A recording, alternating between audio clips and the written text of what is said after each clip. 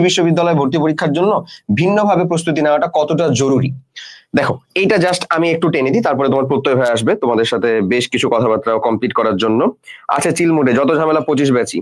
আসলেই ভাই উত্তেজিত 27, আরে 27 ব্যাচের মানুষজন আমাদের চ্যানেলের ভিতরে এমন ক্রাউড সৃষ্টি করছে।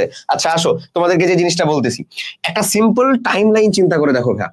এই টাইম লাইনটা হচ্ছে, ধরে নিলাম আমি এই জায়গাটাতে হচ্ছে তোমার 3 জানুয়ারি, হ্যাঁ 3 জানুয়ারি 2টা থেকে 3টা তুমি বসে আছো তোমার পছন্দের যে জায়গার ভিতরে তুমি আসলে ফর্ম ফিল আপ করছো এক্সাম দেওয়ার জন্য, এক্সাক্ট সেই জায়গাতে এক্সাম দেওয়ার জন্য তুমি বসে আছো 3 জানুয়ারি। এর আগে আমি একটা টাইম লাইন দিচ্ছি, সেটা হচ্ছে আমার 20 ডিসেম্বর। 20 ডিসেম্বর কেন? এটা তুমি হচ্ছে তোমার বিভাগীয় পর্যায়ে অথবা ঢাবিতে অথবা ঢাবির আশেপাশের যে কোনো জায়গাতে ঢাবি ক ডিউ এ ইউনিট ভর্তি পরীক্ষার জন্য বসে আছো, ঠিক আছে? এটা হচ্ছে ওই জায়গা। এরপরে আরেকটা জায়গা দেই, আরেকটা জায়গা হচ্ছে আমাদের এক্সাক্ট 12 ডিসেম্বর। 12 ডিসেম্বর কি? মেডিকেল ভর্তি পরীক্ষা। মেডিকেল ভর্তি পরীক্ষা। আচ্ছা, এরপরে জাস্ট এখানেও কিন্তু শেষ না, এর মধ্যখানে আরেকটা হিডেন জেম লুকিয়ে আছে, সেটা হচ্ছে ভাই জাবি। জাবির পরীক্ষাটাও কিন্তু বলে দেওয়া আছে যে ইউ এ প্লাস ডি, এই দুইটাই আসলে এ আলাদাভাবে ডি, এটাও কিন্তু আমাদের ডিসেম্বর লাস্ট উইকেই হয়ে যাবে, এরকম একটা নির্দেশনা অলরেডি দেওয়া আছে। এখন তোমাকে আমি বলি, তুমি আর আমি রহিম আর করিম আছি হচ্ছে জাস্ট এই জায়গাটার ভিতরে, যেটা ধরো এখনকার দিন চলতেছে এই জায়গাটার ভিতরে। তো তুমি দেখো এই জায়গাতে পৌঁছাতে গেলে, হ্যাঁ এই জায়গাতে পৌঁছাতে গেলে অনেক মানুষজন এমন পরিমাণে রেজাল্ট এবং কনফিডেন্স লেভেল এবং একাডেমিক লেভেলে পড়াশোনা করেছে যে তাদের অনেকের টার্গেট হচ্ছে solely মেডিকেল। solely medical. আমি যদি ধরে নিই যে এরকম solely মেডিকেল টার্গেট নেওয়া মানুষজন 50,000, আমি কম বললাম, আসলে এর থেকেও বেশি হবে, ঠিক আছে? এখন দেখো একটা জিনিস, সিম্পলি চিন্তা করো, 50,000 মানুষজন মেডিকেলের জন্য solely টার্গেট করে আছে, বাট পরীক্ষা দিবে তো লাখের কাছাকাছি মানুষজন অবশ্যই, বা তার থেকেও বেশি। এখন একটা সিম্পল জিনিস দেখো, যে যদি এতজন পরীক্ষা দেয়, চান্স পাবে কয়জন আমাদের? 4,000, সাথে কিছু ধরলাম প্রাইভেট ধরে কত 6K। বাদ বাকি মানুষজন কই যাবে ভাই? বাদ বাকি মানুষজনের প্রাইম টার্গেটই থাকে হচ্ছে হয় যাবি ডি, না হয় হচ্ছে কি এগ্রি। একেবারে লিখিত রাখতে পারো এগ্রি, বুঝছো? তাহলে তুমি আমি যে এইখানে থেকে আছি, আমার টার্গেট আসলে মেডিকেল solely না। ধরে নাও তুমি মেডিকেলে আসলে এক্সপিরিয়েন্স নেওয়ার জন্য পরীক্ষা দিতে যাবা, তোমার টার্গেট solely ঢাবি না, solely তোমার টার্গেট হচ্ছে ঢাবি না। কারণ তুমি জানো যে ঢাবিতে যে স্ট্যান্ডার্ডের কোয়েশ্চেন গুলো হয়, অবশ্যই আমি যদি স্ট্যান্ডার্ড এগ্রি আর ঢাবিরটা কথা চিন্তা করি, তোমাকে ঢাবিটা অবশ্যই সুপিরিয়র রাখতে হবে। কারণ তুমি সিম্পলি কোয়েশ্চেন ব্যাংক চেক করো, এটা আমার তোমার বলার কোনো কথা না, তুমি চেক করো তুমি বুঝতে পারবা। আমি যেটা তোমাকে বলছি যে তোমার যদি এইদিকে মানে ওর যাদের টার্গেট solely ঢাবি, ওর ভিতরের একটা অংশ তো ঢাবিতে পাবে, তুমি solely ঢাবি না নিয়ে, টার্গেট না নিয়ে তুমি যে ঢাবিতে পাবা, এটার কি মানে গ্যারান্টিড আছে কিছু? নাই। পাইতে পারো বাট নাই। কিন্তু কথা হচ্ছে যে তুমি যদি তোমার যে রেজাল্ট স্ট্যান্ডার্ড, সেটাতে তুমি যদি এগ্রিকে আলাদা রকম ভাবে চিন্তায় না রাখো, আলাদা রকম ভাবে প্রস্তুতি না নিয়ে রাখো, তাহলে এই যে মেডিকেল থেকে যেটি বের হবে ও তোমার সিট খাবে, ঢাবি থেকে যেটি বের হবে ও ঢাবি পরীক্ষা দিয়েই বুঝতে পারবে যে ওর চান্স হবে কি হবে না, তখন ও যে তোমার সিট খাবে। তো ওরা যেন অ্যাটলিস্ট ওদেরকে যেন কাটাইতে পারা যায়, এই লেভেলের প্রিপারেশনটা তোমার আজকে এবং এখন থেকে শুরু করা উচিত, এখন থেকে শুরু করা উচিত যে মানুষজনগুলা করতেছো। এবং এর ভিতরে তো আরেকটা বড় সড় অংশ জুড়ে আছে, কারা? সেকেন্ড টাইমাররা। এরা তো লুফে নেওয়ার জন্য আর কি বসে আছে না? এদেরকে ভাই বলে আসলে যে রুহ পাকা মানুষ, এক্স্যাক্টলি এরা হচ্ছে ওইটাই।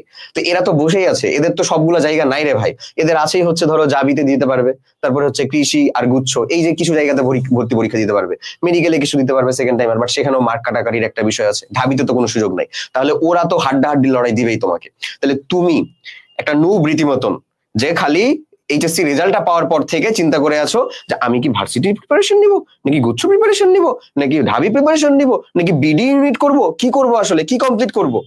দেখো কি কমপ্লিট হতে চলেছে সেটা আমার তোমার হাতে নেই, বাট যে চান্সেস গুলো আছে সেগুলোতে সর্বোচ্চ এফোর্ট দেওয়া জরুরি, ঠিক আছে?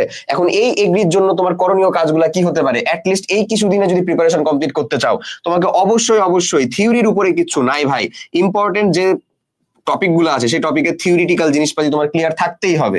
তুমি বিন্দু মাত্র ভেবে নিও যে সব কোশ্চেন তোমাকে একেবারে গুলিয়ে খাইয়ে দেওয়ার মতন করে হবে, কখনোই না, এটা কোথাওই হয় না। তাহলে অ্যাডমিশনে এতগুলো ফিল্টার হইতো কেন? মানুষজন সবাই তো চান্স পেতো, সবাই যদি গোল্ডেন এ প্লাস পাওয়ার মতন করে কোশ্চেন করা হইতো, তাহলে ওই ইম্পর্টেন্ট থিওরির অংশগুলোকে তোমার খুব ভালো মতন করে ক্লিয়ার থাকা লাগবে, ঠিক আছে? এরপরে যদি আমি বলি এগ্রির কিউবি, একটা লিখিত একেবারে বিষয়। আমি আমার বেলা যখন কৃষি ভর্তি পরীক্ষা হয়েছে তখনকার কথা থেকে বলতেছি, প্রত্যেক বছর এগ্রির কাছে মিনিমাম 14,000 প্লাস কোশ্চেনারিজের সেট আছে, 14,000 প্লাস। এত কোশ্চেনারিজ গুলা থেকে আলাদা রকম ভাবে কি আসলেও কোনো কোশ্চেন নতুন করে মানে বুম নতুন একটা কোশ্চেন আবিষ্কার করলাম, এরকম কোশ্চেন আবিষ্কার করা জরুরি হবে, প্রয়োজন হবে? নিশ্চয়ই না। কি কমপ্লিট করবে? তাদের কাছে যেই সোর্স আছে সেই সোর্স থেকে সব থেকে ইম্পর্টেন্ট মানে মোস্ট ইম্পর্টেন্ট যে কোশ্চেন গুলা, সেই কোশ্চেন গুলা ইনশাল্লাহ হচ্ছে যে মান চেঞ্জ করে একটু প্যাটার্ন চেঞ্জ করে আবার তোমার বেলা আসবে। এটাই তো হচ্ছে সেখানকার হচ্ছে নিয়ম। তাহলে কোশ্চেন ব্যাংক অ্যানালাইসিস করে যদি তুমি কমপ্লিট করতে পারো, অবশ্যই তুমি এখানে আর একটা অ্যাডভান্টেজে থাকবা। এরপরে তোমাকে যে কাজটা করতে হবে সেটা হচ্ছে এক্সাম হল টাইম ম্যানেজমেন্ট। এই জিনিসটা আমি বারবার ঢাবি থেকে শুরু করে এগ্রি প্রত্যেকটা জায়গাতে বলতে বলতে মনে হয় হচ্ছে গলার মানে ভোকাল কর্ডও ফাটায় ফেলি, যে আমাদের যে জিনিসটা দরকার এক্সাম হল টাইম ম্যানেজমেন্ট। কারণ এগ্রিতে আমি কোশ্চেন প্যাটার্ন দেখালেই তুমি বুঝতে পারবা এগ্রির ভিতরে আসলে আমাদের বায়োলজি, বোটানি আর জুলজি থেকে কয়টা মার্ক থাকে, 30। আমাদের কেমিস্ট্রি কত থাকবে ভাইয়া, 20। তারপরে ম্যাথ কত, 20। ফিজিক্স 20। ইংলিশ কত, 10। এই এতগুলা কোশ্চেন আমার 60 মিনিটের ভিতরে দাগাতে হয়, তাই না? তাহলে আমাকে যদি আসলে আমি যদি একটা মিনিট করে দাগাবো, 45 সেকেন্ডের ভিতরে একটা দাগাবো, 36 সেকেন্ডের ভিতরে একটা দাগাবো, এইরকম চিন্তা ভাবনা করে নিয়ে যাই, আমার জন্য আসলে টু টাফ হয়ে যাবে। তোমার টার্গেটই থাকবে এই যে আমার যে জায়গাগুলোতে অ্যাটলিস্ট দ্রুত দাগানো সম্ভব, যেমন আমরা একটা বলতে পারি বায়োলজি, একটা বলতে পারি কেমিস্ট্রি, একটা বলতে পারি ইংলিশ। অ্যাটলিস্ট এই 3টা জায়গাতে তো আমি বলবো যে ভাই তোর এখানে এই যে যারা আমাদের মেডিকেল প্রিপারেশন নেওয়া মানুষজন তাদেরকে আর একটা জায়গা বলে দিই, দেখ ভাই এই যে বায়োলজি 30টা মার্ক, কেমিস্ট্রির 20টা মার্কের ভিতরে মিনিমাম 15+ মার্ক, আর ইংরেজির এই 10টা মার্ক, এটা অলরেডি তোর নখদর্পণের কাছাকাছি।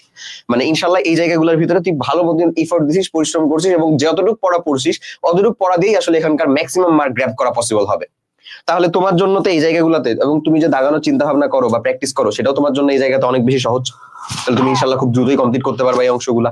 ঠিক আছে? সো এক্সাক্ট আমরা কোনটাই কতটুকু সময় নিব, এরকম ভাবে আমাকে প্রত্যেকটা অ্যাটলিস্ট স্ট্যান্ডার্ড এক্সাম গুলা দিয়ে, আমাদের প্রত্যেকটা প্রোগ্রামের সাথে স্ট্যান্ডার্ড এক্সাম যুক্ত থাকে, স্ট্যান্ডার্ড এক্সাম গুলা দিয়ে হলেও নিজেকে ফ্লোতে নিয়ে আসতে হবে।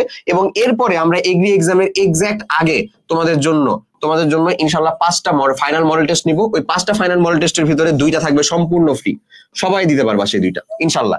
আর বাকি 3টার ভিতরে আমি আর প্রত্যয় নিজে তোমাদেরকে ট্রেন করব যে তোমার আসলে টাইম ম্যানেজমেন্ট কোনটাতে কতটুকু করা উচিত। মানে ধরো তোমার ফাইনাল মডেল টেস্ট আছে আজকে যদি 10টা থেকে আমি মানে 8টা থেকে 10টা পর্যন্ত ফাইনাল মডেল টেস্টের জন্য পোর্টালটা ওপেন করি, তাহলে তোমাদের জন্য 6টার দিকে একটা অবভিয়াসলি সেশন থাকবে, যে সেশনের ভিতরে আমরা হয় রেকর্ডেডে দিব অথবা হচ্ছে যে টোটালটাই দিয়ে দিব। আমাদের আলাদা গ্রুপ সাপোর্ট আছে, ওখানে টোটালটাই হচ্ছে যে দিয়ে দিব, লাইভেও দিতে পারি।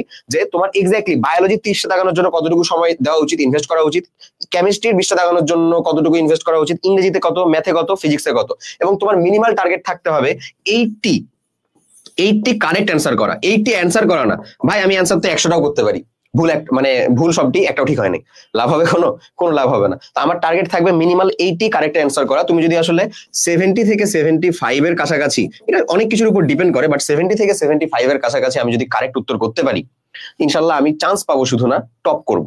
হ্যাঁ, টপ করব। এখন কথা হচ্ছে যে এটা অনেক কিছুর উপর ডিপেন্ড করে, কোশ্চেন কেমন হয়েছে, সবার পরীক্ষা কেমন হয়েছে, হ্যাঁ, এটা অনেক কিছুর উপর ডিপেন্ড করে, বাট একটা মানে জেনারেলাইজ কথাবার্তা। তো ওই 3টা মডেল টেস্টের ভিতরে আমরা তোমাদেরকে নিজে ট্রেন করবো, and we will set the toughest question, যেন তোমার জন্য এটা হার্ড হয় এবং এক্সাম হলে যেন তোমার জন্য এটা ইজি